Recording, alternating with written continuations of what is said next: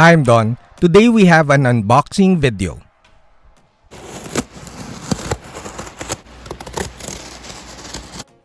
Today's video is from a new Patreon partner that I'm very excited to share. Hi, I'm Don. Welcome to my studio. This channel is supported by all these awesome brands.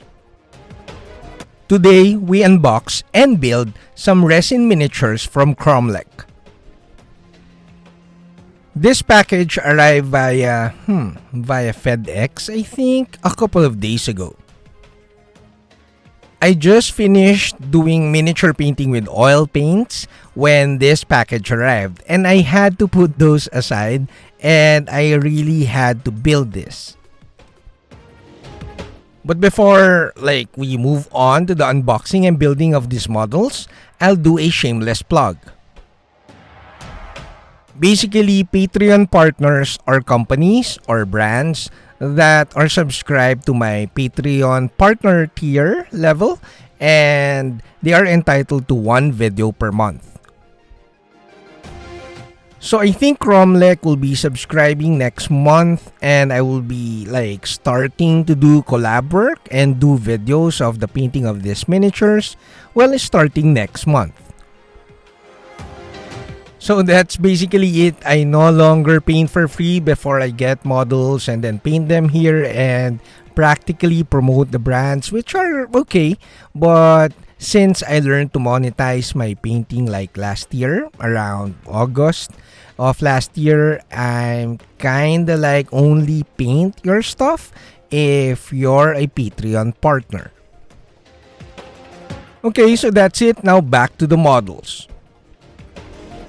I learned of KROMLECH from my good friend John Gomez. He is a Spanish painter. As usual, I'm good friends with most Spanish painters, or a few, and they're really good painters. And I knew I kind of discovered KROMLECH from his work.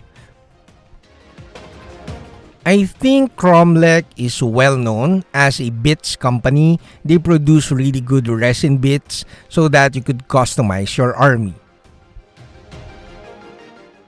So obviously we won't do unboxing of these bits in the blister packs, although I'll be using a couple of parts because I just had to customize one of the tanks. The resin bits are really nice. The details are deep and yet the surface are really clean. The mold lines are easy to clean off with a sharp knife, or my fav tool is my sab panel liners.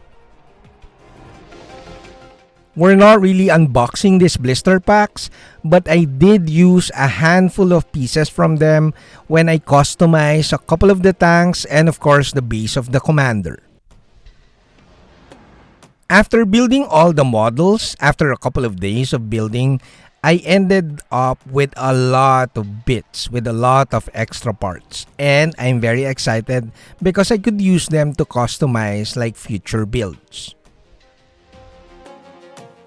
I do not have an idea with the pricing of these blister packs, but I do recommend them because the molds are very clean, the details are nice, and personally, I just like working with good resin. So that's it for the blister packs. They're really nice. The bits are highly detailed and very clean. But now we move on to the unboxing and a bit of the building of the boxes. As I've said earlier, I had to set aside what I was painting when these models arrive. I just had to unbox and build these models. My initial plan was basically build just one tank and one of the infantry box. I thought that building just one tank and just one infantry box will eat up just the day when these models arrived. However, really big, however, is that I just had to build the rest of the models. I had so much fun, and I was not able to stop with just one tank. The day these models arrive, I actually build the models until 5 a.m. And I'm not a young buck, so I was really surprised that I could still work or build until 5 a.m. All the boxes, well, at least all of the tanks, come with this pamphlet wherein they have like a write up on how to work with miniatures. Basically, you clean the miniatures with soap and water, warm water, and then you clean up the mold lines, a bit of the spruce, and then you glue them together. But of course, you have to dry fit first. Make sure that everything aligns really well, and then after the dry fitting, you could use tape or blue tack or whatsoever. Blue tack is, I don't recommend that because it adds like a bit of thickness, so just use tape. And then when you're happy with the dry fitting, now you could glue all the pieces that you want to be fixed, or some pieces that you could also want to add. You might want to add some magnets. I did so with a couple of the tanks so that the turret and the other parts can still move, and I could like put figures that has magnets at the bottom of their feet on the tank. So it was really fun stuff. Also, I think it's safe to say that you should use gloves when you're working with resin, because resin can be itchy, the dust. Although I do usually, well, with this one, and usually I do wet sanding so that I don't have a lots of dust when I'm working with resin or even with plastic. These resin models, although to be honest, I expected it, are very good. The details are very fine, and you don't get those like filled up details. There are like when I used to work with a couple of garage kits, when I used to do mecha, I do not recommend them. They're really nasty. The garage kits, the resin kits, the mecha resin kits are so like, it needs a lot of work because some details are filled up with resin and you have to rescribe and clean it up, and sometimes the fitting is so bad with mecha. I'm not really sure with the newer resin, but garage kits can be like that. You really need to want them or like the design for you to get one, because it really entails like you really have to do a lot of work. However, with miniature, like resin miniature figures, I noticed that the casting are very nice and clean, and there's very minimal work in terms of pre-painting work, like cleanup of the mold lines and like some filling of the gaps, but it's very minimal in comparison to like the older garage kits that could be really expensive, yet it's, man, it's really a lot of work. But this one and a couple of resin figures, resin miniatures that I work with the past year are really good. So I highly like recommend them. Personally, I really like working with resin miniatures because they're kind of soft. I like the texture. The hardness of the resin is really nice to work with. You could practically sculpt the resin, and trimming it with a sharp art knife is kind of like satisfying. I can't really explain it, but it's super fun to work with resin, at least for me. Also, a quick shout out to Sab panel liners. They are really good. We've been using, me and my daughter Nico have been using the Sab panel liners for Nico for Gunpla, and for me it's just for cleaning resin, and they stay really sharp and they do not break. They're not brittle like the cheaper alternatives you have in the market. So it's a really good investment, the Sab panel liners, because they work so well and they can be pricey, but I'm telling you, it's so much worth it. I can't help to modify a bit, so I got a bit of the body and sawed it off and added a bit of magnet and then added it to one of the turret. This tank is the flamethrower, so I wanted it to be like a sort of a commander tank so that you could like place it on like the display cabinet at the center and you have a figure so that you have a reference for the scale of these walker tanks.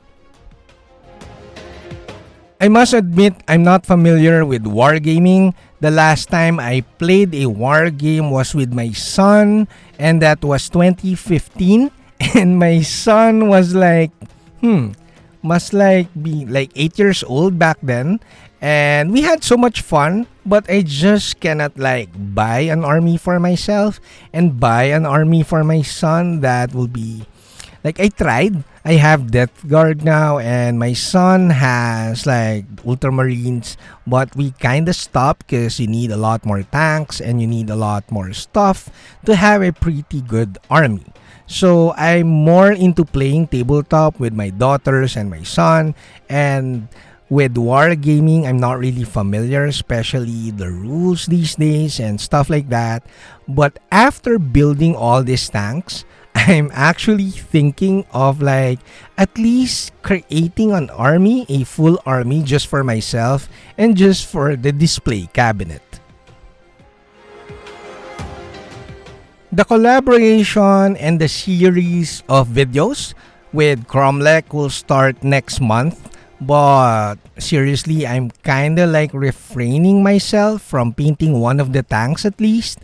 I might be like, I might not be able to refrain myself and paint one of the tanks. At least maybe I'll write a magazine article about it. I'll talk to like fine scale, and if they're interested, definitely I'll paint one of the tanks. And in terms of videos, I have to talk to KROMLECH what they have in mind in terms of the collaboration, in terms of the video series.